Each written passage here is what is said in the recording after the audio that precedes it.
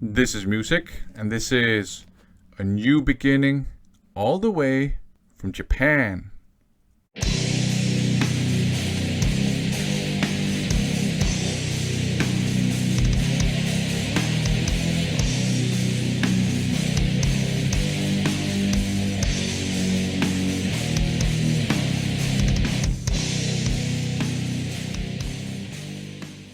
Welcome to another update video. In this video, I'm going to show you a stack of records that I bought all the way from Japan. The backstory is that I managed to grab 4 Band-Maid vinyl that I bought from a distro slash record store slash really kind of media mega store here in Denmark. But they didn't have New Beginning. So I just bought, the 4 Band-Maid vinyl they had, and I think a week or two later, I saw that now they actually had New Beginning. So I just took a mental note and I decided, okay, next month I'm gonna grab it. So I went there the following month, online, because it's actually quite far away from where I live. So I went to their web shop, and lo and behold, it was already sold out. So I thought, do you know what I'm going to do? I'm going to try to do something I haven't done before.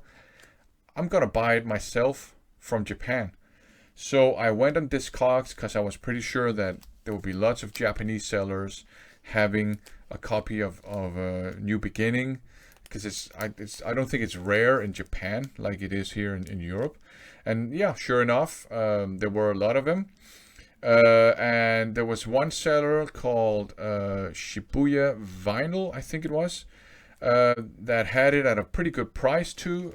And I went through their kind of inventory, and I saw they had some other things that were pretty interesting that I wanted to pick up. So I decided, you know what, I'm gonna try for the first time ever, just buy a bunch of records from Japan. Shipping was steep, but actually not as steep as I feared. Import taxes, not as expensive as I feared either, but just to give you a sense of, I guess, the proportions, I could have bought probably 5 records here at home for what I ended up paying for shipping and for import taxes. But obviously I would never be able to find these records here in Denmark, I think. The records themselves were actually pretty fairly priced. They were not super expensive. I have to say that. Obviously, it's kind of hard to sort of wrap your head around the prices in yen, because I'm not used to that. I'm used to Danish kroner, and I'm used to pound and euro and things like that. Although I've been to Japan a number of times, and I always end up just, is this the right note? And, things like that. When you go abroad and you're not used to the currency. Anyways, I bought this bunch of records from Shibuya Vinyl. Great seller, by the way. Good communication. I'm gonna buy more stuff from them for sure. Maybe next year or something like that. And if they have a brick and mortar shop, next time I'm in Tokyo, if it's in Shibuya, I will probably go and visit them. But anyways, let's have a look at the vinyl I grabbed. Up first, a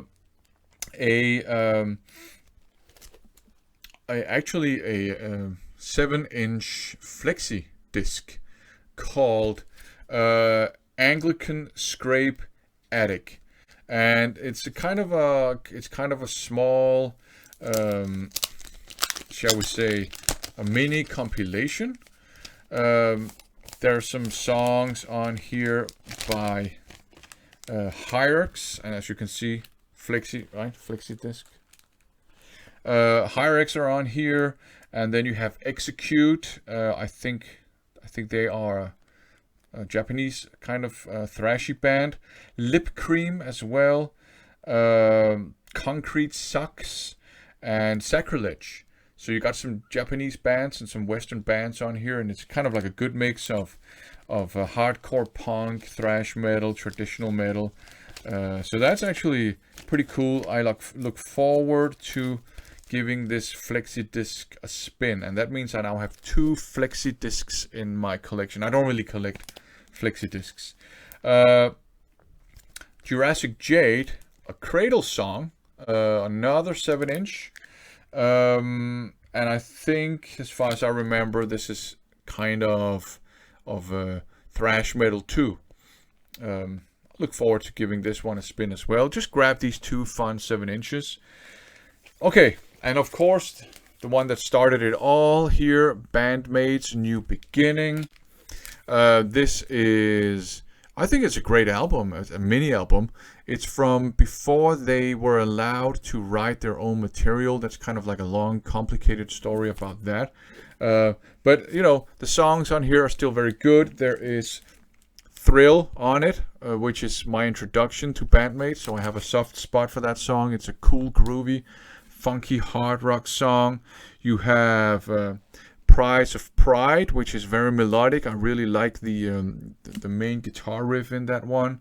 You have Don't Let Me Down, which is the naughty song. Yeah, so actually very glad to have this one on vinyl. I think it's a very good album. And although they didn't write the songs themselves on this one, I still think it's very good.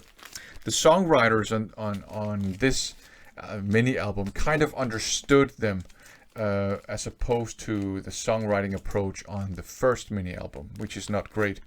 But yeah, it's a long, complicated story. I saw this Japanese pressing of Victims of the Future by Gary Moore.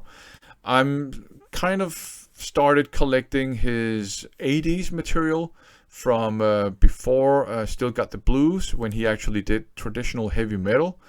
He's kind of, he disowned, I guess, this stuff himself, but I like it. So I saw they had this Japanese pressing, obviously, so I grabbed it. Up next, Under the Sun by Gastunk. This is punk metal, I would say. The songs I've heard are very good, so that's obviously a good thing. Dead Song, also by Gastunk, complete with OB strips and the OB strip and everything. More punk metal, so that's great. And up next we have 13th by Misako Honjoh. She is a female heavy metal vocalist. I don't remember what it's called, but I have one album of hers, and it's just, you know, good old 80s heavy metal / hard rock. So, and this one has a pretty cool cover artwork with this kind of lady with a wolf biting her, and she doesn't seem to be really affected by that at all. And then there's a dead astronaut being eaten by some other wolves, and it looks like they're on the moon or something. So I'm interested to hear what that is.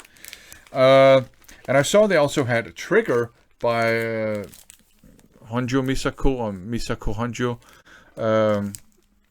So I grabbed that one too. Haven't heard it, but I'm pretty sure it's enjoyable too.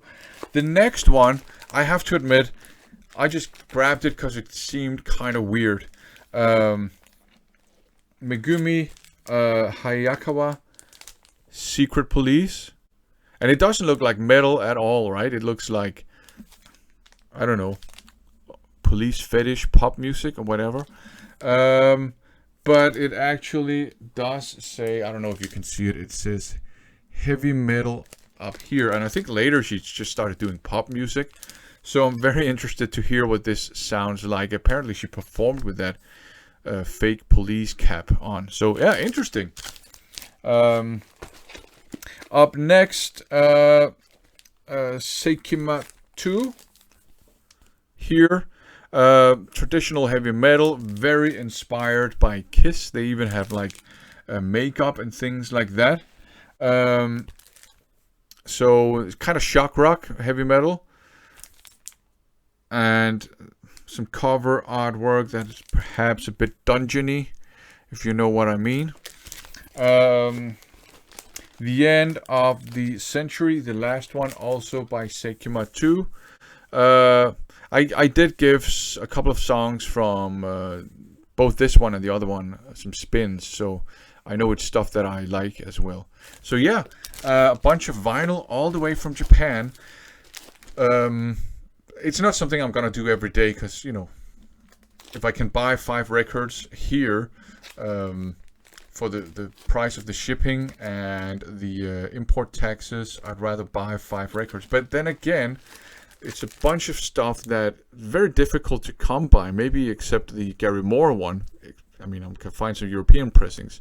It's stuff that's kind of hard to come by here in Denmark, so I don't feel like I wasted even the money on shipping or import taxes. But yeah, some really interesting stuff in my opinion.